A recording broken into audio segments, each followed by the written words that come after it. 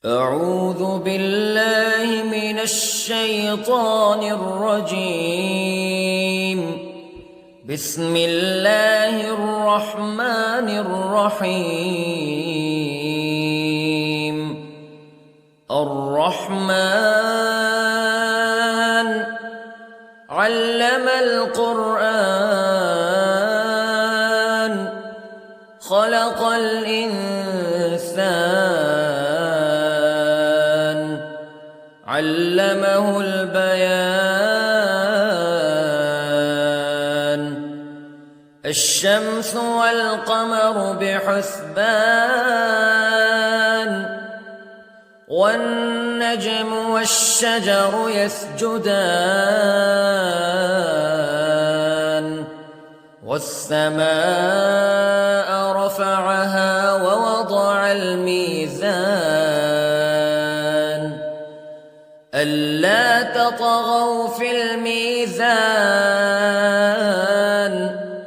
وأقيموا الوزن بالقسط ولا تخسروا الميزان. والأرض وضعها للأنام فيها فاكهة والنخل ذات الأكمام والحب ذو العصف والريحان فبأي آلاء ربكما تكذبان. خلق الإنسان من صلصال كالفخار وخلق الجان من مارج من نار فبأي آلاء ربكما تكذبان. رب المشرقين ورب المغربين فبأي آلاء ربكما تكذبان. مرج البحرين يلتقيان بينهما برزخ لا يبغيان فبأي آلاء ربكما تكذبان. يخرج منهما اللؤلؤ والمرجان فبأي آلاء ربكما تكذبان. وله الجوار المنشآت في البحر كالأعلام فبأي آلاء ربكما تكذبان.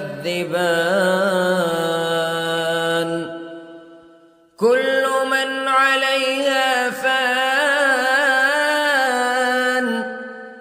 ويبقى وجه ربك ذو الجلال والإكرام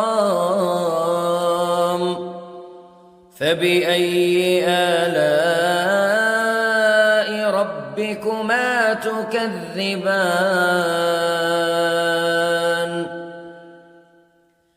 يسأله من في السماوات والأرض كل يوم هو في شأن فبأي آلاء ربكما تكذبان. سنفرغ لكم أيها الثقلان فبأي آلاء ربكما تكذبان.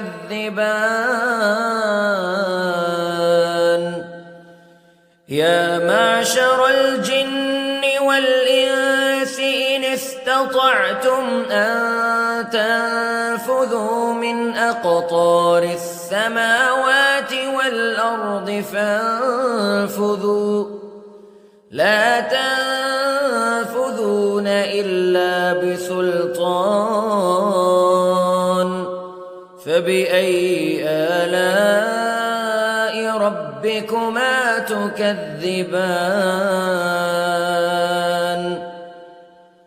يرسل عليكما شواظ من نار ونحاس فلا تنتصران فبأي آلاء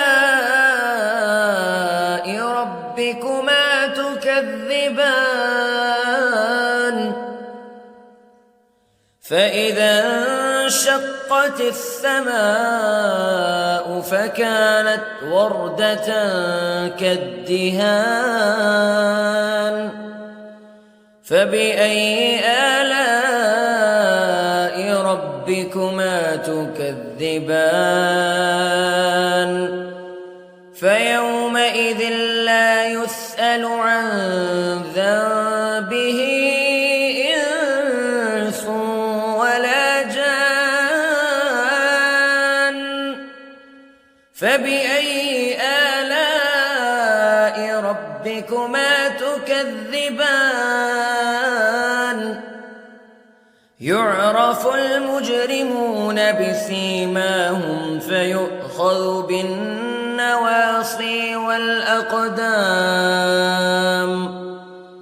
فبأي آلاء ربكما تكذبان هذه جهنم التي يكذب بها المجرمون يطوفون بينها وبين حميم آن فبأي آلاء ربكما تكذبان ولمن خاف مقام ربه جنتان فبأي آلاء ربكما تكذبان ذواتا أفنان فبأي آلاء ربكما تكذبان فيهما عينان تجريان فبأي آلاء ربكما تكذبان فيهما من كل فاكهة زوجان فبأي آلاء ربكما تكذبان متكئين على فرش بطائنها من استبرق وجنى الجنتين دان فبأي آلاء ربكما تكذبان فيهن قاصرات الطرف لم يطمثهن إنس قبلهم ولا جان فبأي آلاء ربكما تكذبان كأنهن الياقوت والمرجان فبأي آلاء ربكما تكذبان هل جزاء الإحسان إلا الإحسان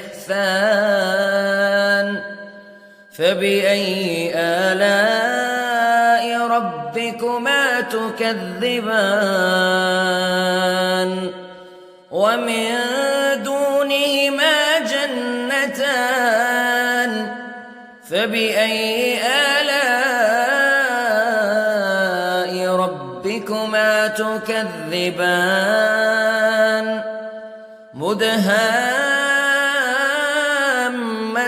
مدهامتان فبأي آلاء ربكما تكذبان فيهما عينان نضاختان فبأي آلاء ربكما تكذبان فيهما فاكهة ونخل ورمان فبأي آلاء ربكما تكذبان فيهن خيرات حسان فبأي آلاء ربكما تكذبان حور مقصورات في الخيام فبأي آلاء ربكما تكذبان لم يطمثهن إنس قبلهم ولا جان فبأي آلاء ربكما تكذبان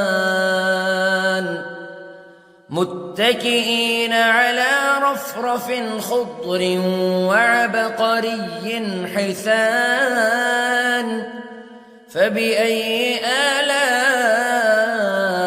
ربكما تكذبان تبارك اسم ربك ذي الجلال والإكرام